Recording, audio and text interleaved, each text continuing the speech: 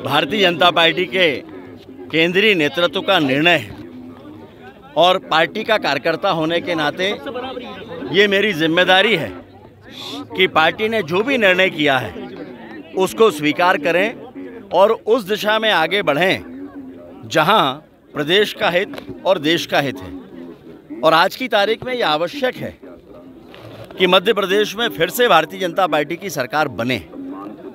विचार करिए कि अगर ये डबल इंजन की सरकार नहीं होती, यानी केंद्र में माननीय मोदी जी का नेतृत्व जो विश्व के सबसे लोकप्रिय नेता हैं, और मध्य प्रदेश में भारतीय जनता पार्टी की सरकार नहीं होती, शिवराज सिंह चौहान जी का नेतृत्व नहीं होता, तो क्या विकास के वो ऐतिहासिक कार्य जो हमने जबलपुर में किए हैं वो हम कर पाते? जिस जबलपुर को कभी एक बड़ा गांव कहा जाता था, आज मध्य प्रदेश के सबसे विकसित शहरों में जो काम नहीं हुए वो जबलपुर में हो रहे हैं। और लगभग ये स्थिति हर शहर की है, हर क्षेत्र की है, हर विधानसभा और हर लोकसभा क्षेत्र की है। और इसलिए प्रदेश की जनता भी ये चाहती है कि यह डबल इंजन की सरकार बनी रहना चाहिए, यानी मध्य प्रदेश में भारतीय जनता पार्टी की सरकार फिर आना चाहिए। देश में माननीय मोदी जी को एक बार फिर से नेतृत्व देना, आशीर्वाद देने का संकल्प देश की जनता कर चुकी है। भाई साहब, कांग्रेस ने ट्वीट करके बोला है दूसरी लिस्ट आने के बाद कि रावण, मेघनाथ और तमाम रावण कुल खड़ा आ रहा है। अपने यहाँ कहा जाता है जाकी रही भावना जैसी। अब उनको यही उदाहरण सामने आते हैं, रावण, कुंभकर्ण, मेघनाथ। हम तो प्रभु राम का स्मरण करते हैं, हम सनातन को मानने वाले लोग हैं। उन्हें सनातन का अपमान करने का बार बार विचार आता है और हमें सनातन का सम्मान, क्योंकि सनातन हजारों वर्ष से पूरी दुनिया को दिशा और नेतृत्व देता आया है। और इसीलिए हम प्रभु श्री राम के चरणों में नमन करते हुए हमेशा से ये प्रार्थना करते हैं कि प्रदेश में, देश में शांति रहे, विकास के रास्ते पर हम सभी आगे बढ़ें और वो राम राज्य जिसकी चर्चा पूरी दुनिया में होती है वो देश में और प्रदेश में स्थापित हो।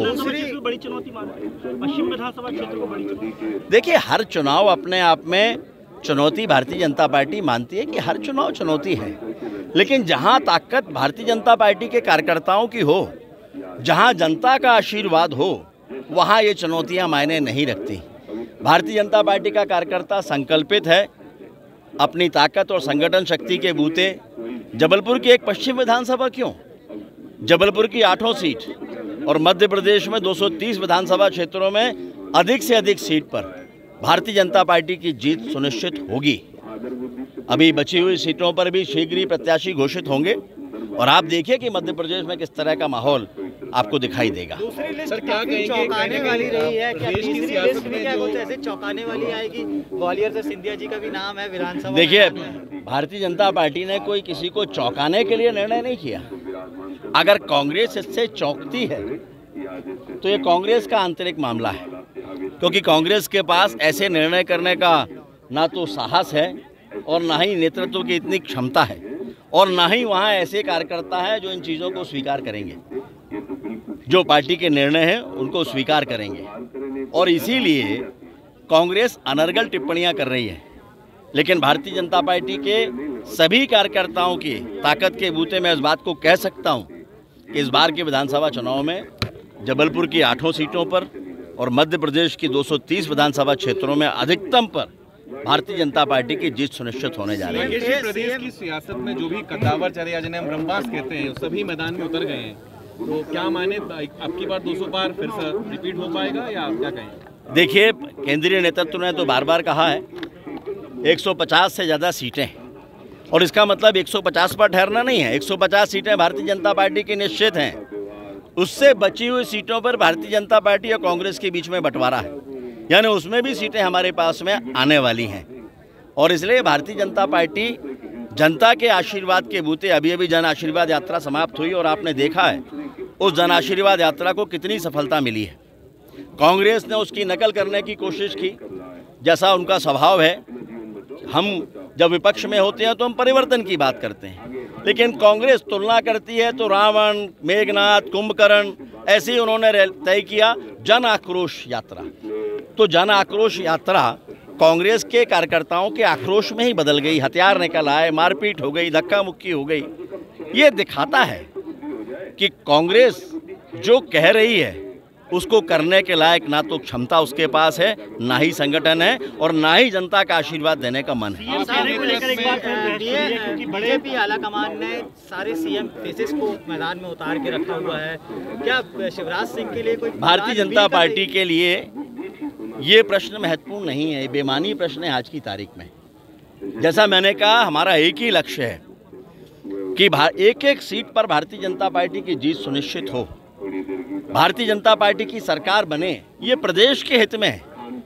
विचार करिए कि आज़ाद भारत के इतिहास में कम से कम 57 से 60 साल कांग्रेस की सरकारें केंद्र में और राज्यों में रही हैं, लेकिन गरीब को मकान तब मिला जब देश में नरेंद्र मोदी प्रधानमंत्री बने। हमारी बेटी लाडली लक्ष्मी तब बनी जब मध्य प्रदेश में भाजपा की सरकार बनी, शिवराज सिंह चौहान मुख्यमंत्री बने। हमारी बहनें लाडली बहना तब बनी जब भारतीय जनता पार्टी की सरकार है, शिवराज सिंह जी यहाँ हैं। तो ये विचारणीय बातें हैं और इसलिए प्रदेश की जनता नहीं चाहती। मैं तो आश्चर्यचकित हूँ। जन आशीर्वाद यात्रा में लगातार मैं तो ट्राइबल क्षेत्रों से भी निकला हूँ। गिरते हुए पानी में भी 3-3, 4-4 घंटे मातृशक्ति ने यात्रा का इंतजार किया, प्रतीक्षा की। हजारों की संख्या में लोग सड़कों पर खड़े होते थे। तो इस आशीर्वाद के लिए हम विनम्रतापूर्वक दोनों हाथ जोड़कर जनता को नमन करते हैं और हमें विश्वास है कि माताओं बहनों का ये आशीर्वाद, मातृशक्ति का ये आशीर्वाद, ये कभी निष्फल नहीं होता और इसलिए एक बार फिर से भारतीय जनता पार्टी की सरकार बनेगी।